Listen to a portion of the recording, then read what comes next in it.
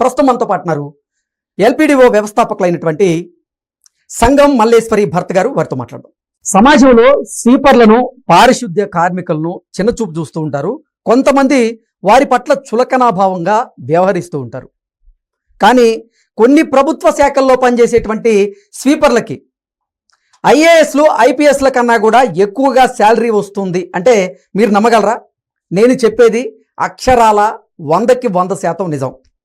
విద్యుత్ శాఖలో పనిచేస్తున్నటువంటి స్వీపర్లకి అక్షరాల ఐఏఎస్లు, ఐపీఎస్ల కన్నా ఎక్కువ శాలరీ వస్తుంది అనేది ఇప్పుడు 2 తెలుగు రాష్ట్రాల్లో చర్చనీయాంశంగా మారినటువంటి నేపథ్యంలో దీని మీద మనం పూర్తి స్థాయిలో విశ్లేషణ చేస్తున్నాం. ప్రస్తుతం మనతో పాటున్నారు ఎల్పిడిఓ వ్యవస్థాపకులైనటువంటి సంగం మల్లేశ్వరి భర్త గారు. వారితో మాట్లాడదాం.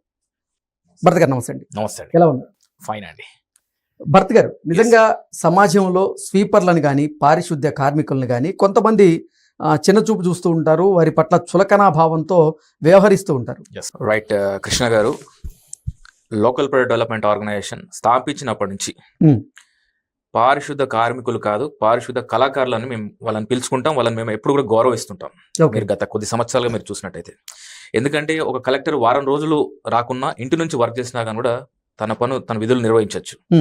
కానీ కళాకారులైనటువంటి పారిశుద్ధ కళాకారులు కనుక ఒక్కరోజు రాలేదంటే నగరాలు ఎలా ఉంటాయి అనేది మీరు ఒకసారి ఆలోచించుకోవాలి. నంబర్ 1. నంబర్ 2 ఏంటంటే అండి, వాళ్ళకి భారత రాజ్యాంగం ప్రకారంగానే ఆ యొక్క వేతనాలు అనేది నిశ్చయించారు. ఇవాళ దానిపైన చర్చకు రావడానికి కారణం ఏంటంటే, ఒక స్వీపర్ శాలరీ 2 లక్షలు ఐఏఎస్, ఐపీఎస్లతో సమానంగా ఉంది తను యొక్క వేతనం అనే దానిపైన వస్తుంది. వాళ్ళకు క్రమక్రమంగా పిఆర్సీస్ ప్రకారంగా వస్తున్నటువంటి వేతనం అండి, రాజ్యాంగ పరంగా వస్తున్నటువంటి వేతనం, గౌరవ వేతనం. సో అది స్వీపరే ఉండొచ్చు, లేదు అంటే ఐఏఎస్ఏ ఉండొచ్చు. సో రాజ్యాంగ పరంగా వస్తున్నటువంటి వేతనాన్ని మనం అందరం కూడా స్వాగతించాలి విషయం అది.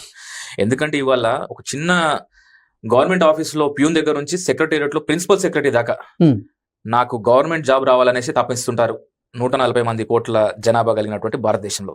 ఇవాళ ప్రపంచం మొత్తంలోనండి మన భారతదేశ గవర్నమెంట్ జాబ్ కున్నట్టు వాల్యూ ఇవాళ ఎలా అంటే, నీకు H1B వీసా కావాలా, లేకపోతే మన ఇండియాలో గవర్నమెంట్ జాబ్ కావాలంటే నాకు గవర్నమెంట్ జాబ్ కావాలనే యువత ఎక్కువ ఉన్నారు. ఎందుకంటే ఇందులో ఒక్కసారి ఎంటర్ అయ్యారు అంటే వాళ్ళ లైఫ్ లాంగ్ వాళ్ళు ఆలోచించిన అవసరం లేదు. అలాంటి ఉద్యోగం మన ప్రభుత్వ రంగానికి సంబంధించినటువంటి జాబ్స్.